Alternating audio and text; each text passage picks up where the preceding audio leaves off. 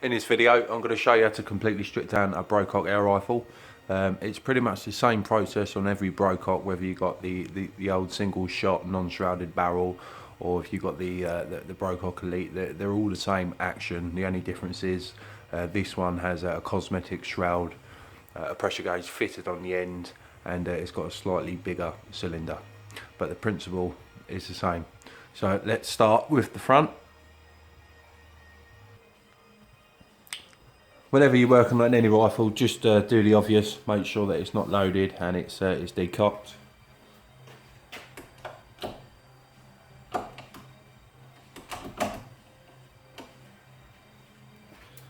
If you're not competent working on air rifles, I'd strongly advise you to dry fire the rifle now and basically bleed all of the air out of the system.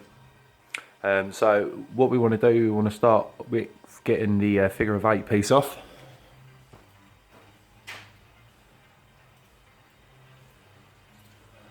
And that's just a 2mm Allen key on the 3 grub screws to either side,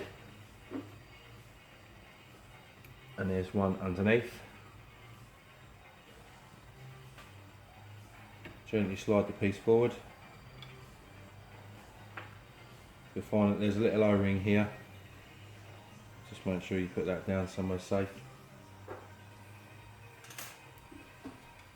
Take the thread protector off. Now if you're lucky, sometimes you can twist this piece off. What you have here on the end of the barrel, the barrel thread is 10 by 1mm. They have an adapter which will get you up to 1/2 inch. Now these, sometimes you can get hold of the end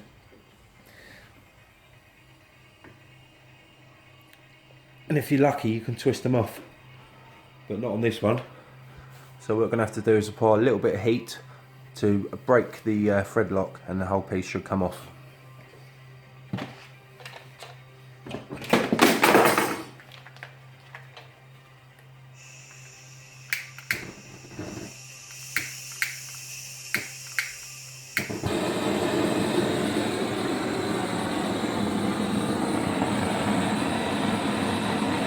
Just gently run it over the end.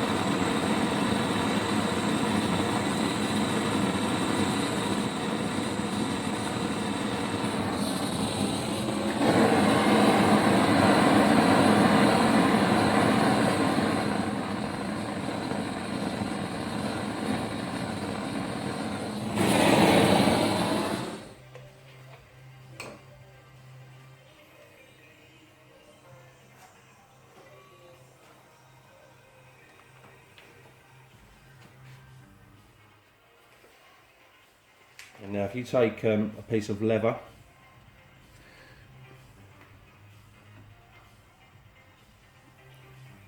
it's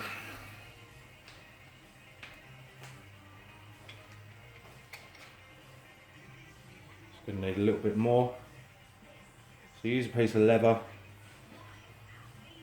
use some grips or some mole grips.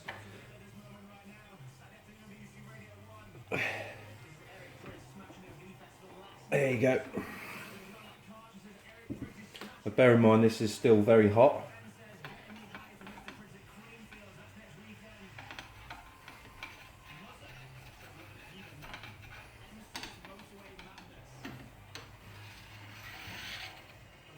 And there you have it. So as you can see, the Loctite there on the 10mm thread is holding that piece in place.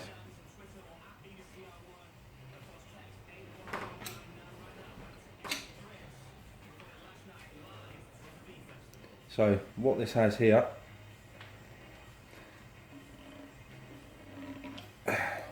that's just a shroud. As you can see, it's just purely cosmetic. There's no baffles in there at all. And this is your adapter to get you from 10mm onto 1/2 inch UNF.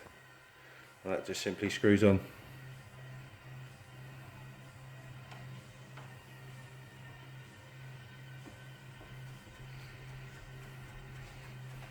And the pressure of this holding the shroud against the breech the other end.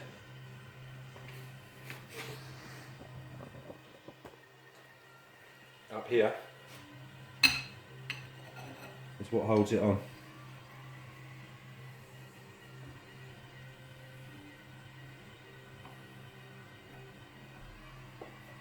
So that's the shroud removed. Let's move on to the action. Now, if you've seen my the other video on how to remove the anti-tamper, what you'll have access to is in here.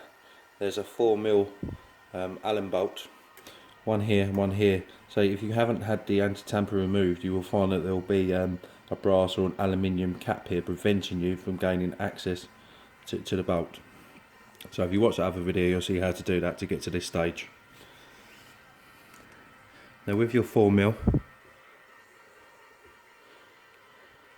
just loosen the front one, loosen the back one. Now you need to apply pressure on the trigger block down onto the cylinder, pressure onto the end cap, because when this 4mm bolt comes out, the tension on the hammer spring here is going to force this end cap out. So pressure down and pressure in, and then take off your two 4mm bolts. Starting with the front one.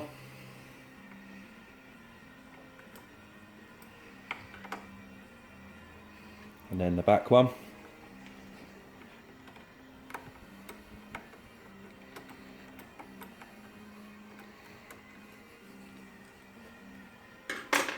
Gently lift the trigger block off.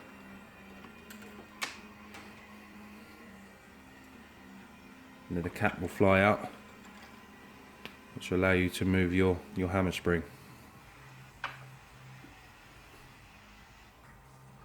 Now when you do take the block off, what you'll find, there is a spring under here and this ball bearing.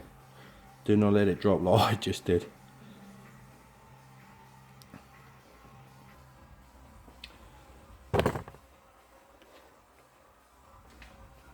So once it's off, under here you have an Allen bolt which is 2.5mm, and this holds the cylinder to the action, and also it prevents the hammer from falling out.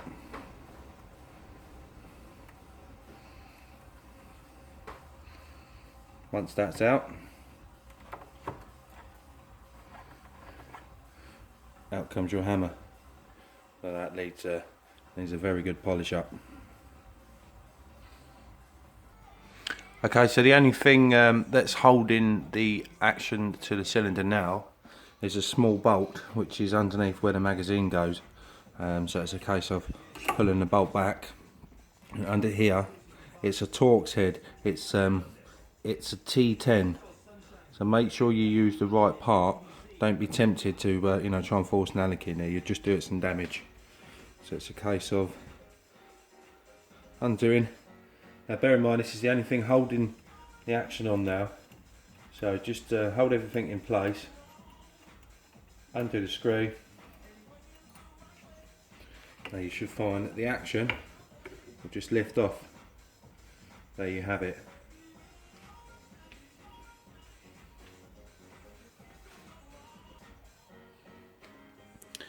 Now in here, where your Torx head is, just tap it out. This is your TP, your transfer port. This can just be wiggled out. Now you have an O-ring in there, and also an O-ring in the cylinder. Just make sure you take them out and put them all to one side safely. If you struggle to get them out, just use something simple like a toothpick. Out it comes. And again on the cylinder, easy to remove.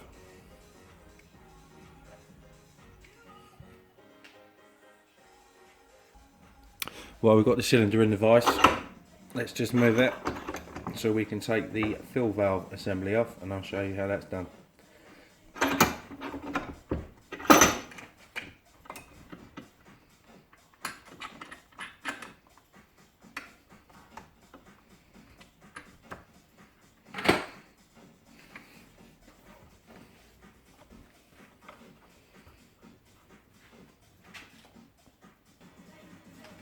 Right, you have a 2.5mm countersunk Allen bolt there.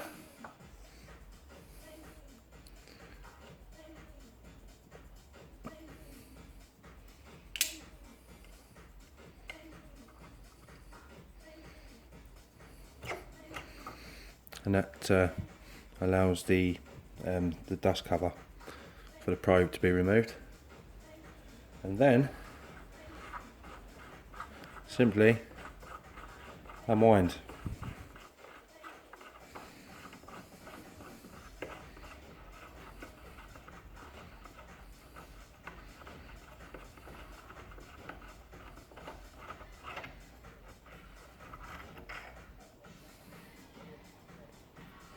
That's your fill valve and gauge assembly out. I'll put that to one side and I'll show you how to take this part in a minute. Now this is easy to undo, it's just a simple thread.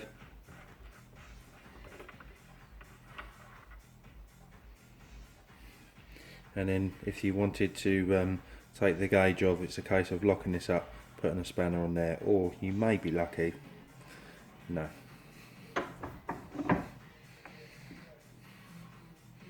So make sure it's protected. Always use 2 bits of wood, because it's not going to damage metal, and it allows me to tighten things up so it won't move.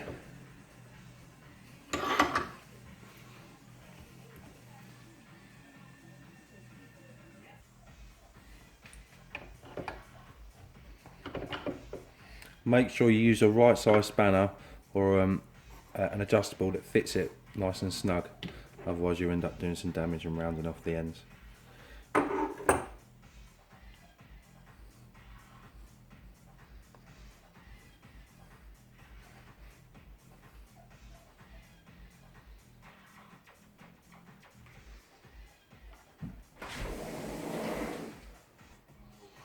So once it's unthreaded, you'll find that there's an O-ring, and it looks like this one is a 1/4 inch NTP, or sorry, the BSP.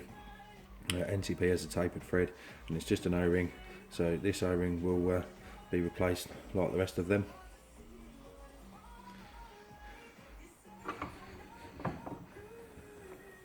And that's just a machine part. Again, there's another O-ring there.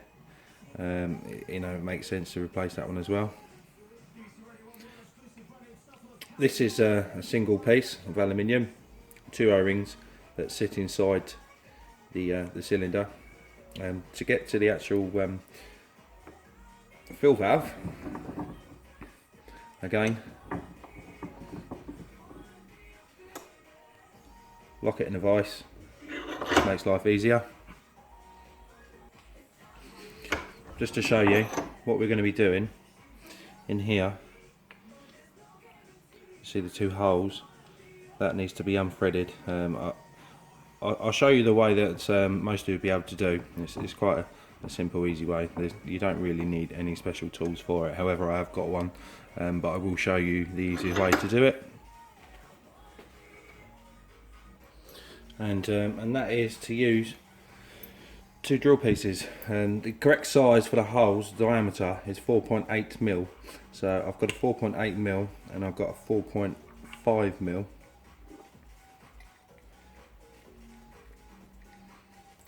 Using an adjustable, hold them in position,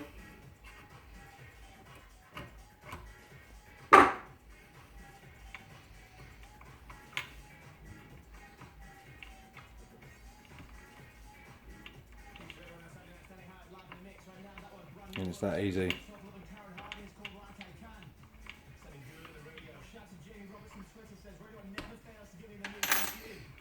And this is just a piece of plastic with a spring.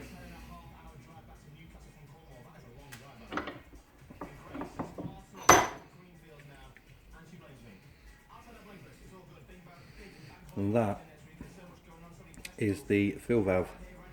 And basically what happens is the spring tension will hold this in position, and the pressure in the cylinder will force this back and it'll make it seat.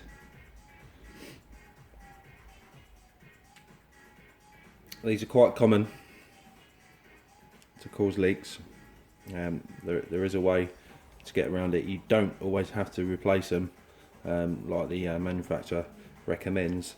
You can simply, if you're lucky enough to have a lathe, is to literally take the smallest amount off of the edges on this lip and at the front, or failing that you can use sort of 1200 grit wet and dry sandpaper and just get them as nice and as clean and as smooth as you can. Also, deep inside there where it sits, if you can get on there and give that a good clean up inside as well, that should prevent and stop any leaks happening. To remove the O-rings, just sort of squeeze them together so it forms a bit of a lip. Take your pick, slide it underneath, just work around. Try not to damage them as you do this.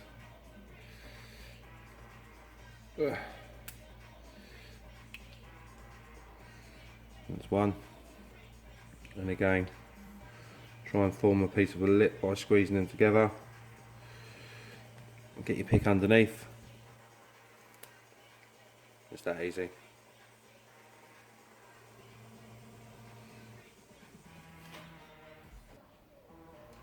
Right, let's look at getting the bolt and the pellet probe out of the breech.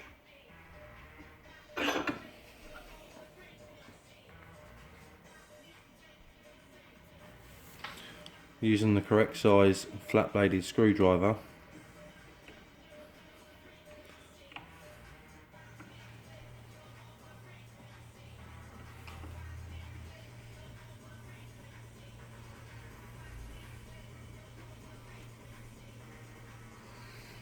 take that piece out.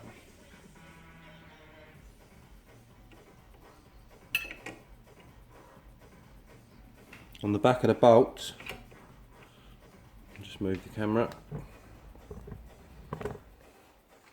In here, there's an Allen key.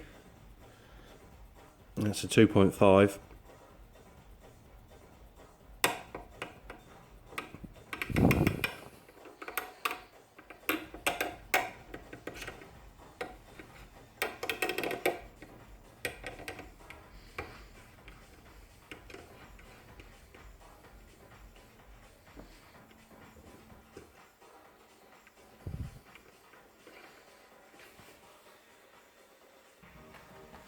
Once you've loosened the nut on the back,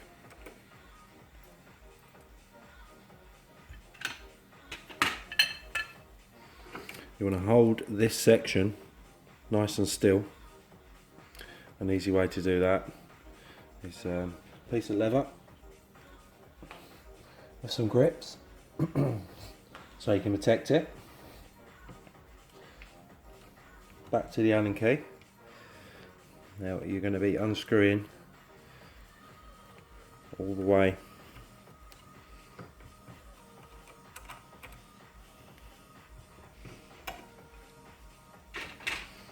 and then you'll see there's a nice long bolt, and this holds this section onto the front piece of the pellet probe, and this bit simply unwinds.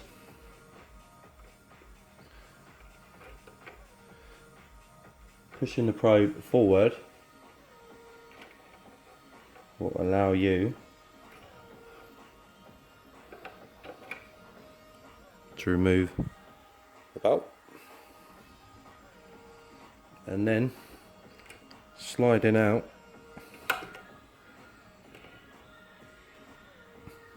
have a little rubber washer. Pull the probe back so it won't go anymore, and it's held in by a ball bearing. So what we do, without knocking my camera over,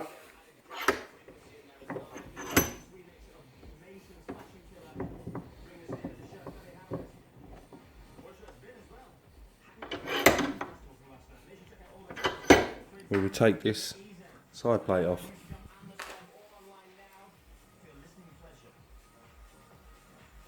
So I believe this is a 2mm, and you have the bolts on the side. Make sure it's the correct size.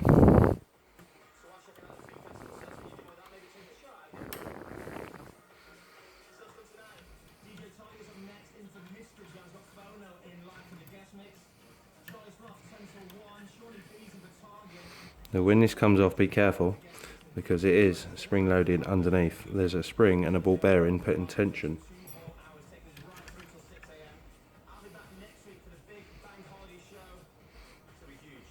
That's your ball bearing, which your magazine runs on.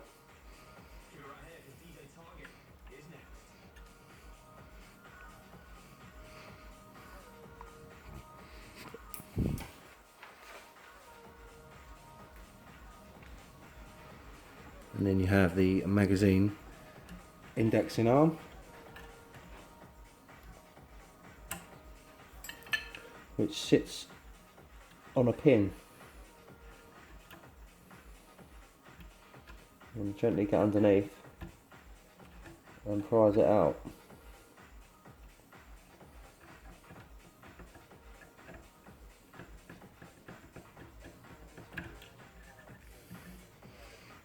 That's the pin that it sits on.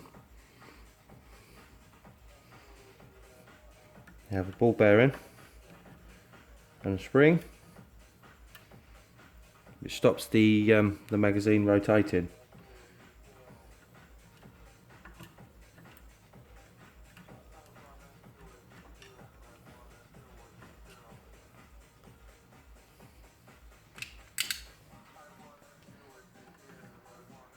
This is the pin for the probe.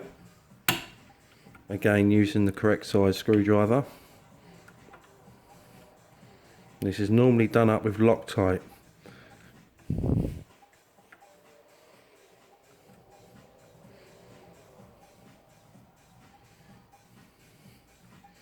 Remove.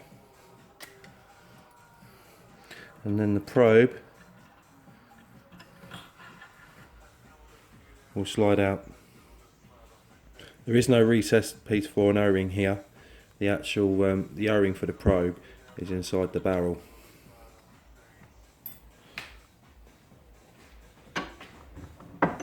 Now, unless you need to, I recommend leaving the barrel inside the breech. What they do, they actually glue it in. I think it's like a 2-part epoxy, and the barrels are actually glued in place. I've had a few of these out.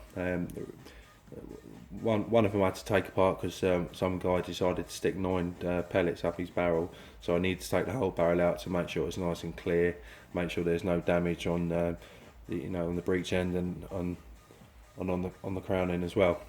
So if you don't need to, leave the barrel in. If you want to get the O-ring out, it's extremely tricky.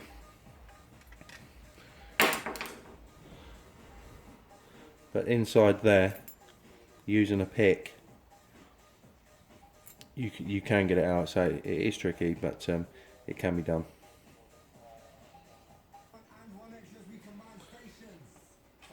And on the next video, I will show you how to take the valve out from inside the cylinder, how to take the components away from the hammer, and how to correctly set the valve and to correctly set the hammer, and show you how to do the adjustments.